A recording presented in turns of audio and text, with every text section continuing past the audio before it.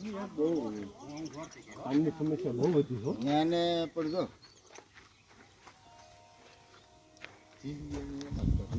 જંગલ ખાતા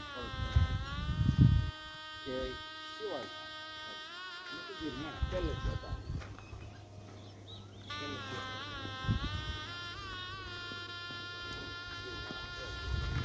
નમસ્કાર મિત્રો, આજે ફરીવાર આપણે દાદા પાસે આવ્યા છીએ.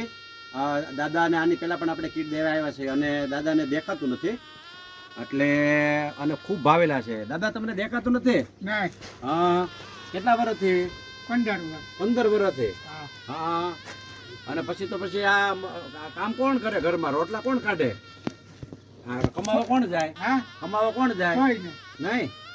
હા. સોડે દાણા આપે અને એમ ખાઈ એવું છે? હા. અમારા માડે એ શું કરે? કાંઈ એના ટાંગાઈ જાય. મને આંસ પાઈ ગયો. આંચ પાવી ગયા છે? હા હા હા. અને તમે પેલા શું કરતા? કોણ? તમે પેલા શું કરતા? પેલા ભાગો રાખતો, હા. પછી આ છોકરાને મકાન કરી દીધા હમ. અને આવા છોકરા દીધો ધક્કો. કાંઈ વાંધો નહીં, પણ આમ જો ભગવાન અમને છોકરા બનાવીને મોકલ્યા આવ્યા, અમે તમારા દીકરા. બસ રેડી? બાપા તમે અમારા બાપ ક્યાં? ના ના, અરે બાપ હોય નહીં, માવતર છો તમે. આમ જો તમે માવતર છો અને ભગવાનને કેટલી ઉપાધિ અમે રોજ તમને સંભાળતા હોય. હા, આ મને એમ થાય કે જાઓ પણ હવે હાડું મેળ નહોતો આવતો એટલે મોડું થઈ ગયું થોડુંક.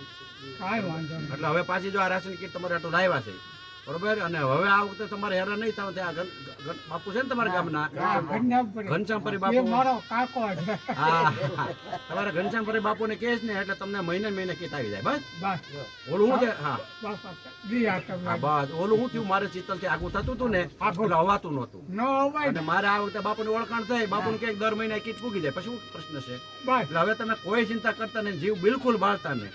ભગવાન ધૈર્ય ભાઈ જીવ ભાઈ શું થાય? હા, બસ. અને અમારા માડીને કહી દેજો કઈ કામે હવે નહીં જવાનું. હો? જાતે જ નથી. નહીં ને? બસ બસ મિત્રો.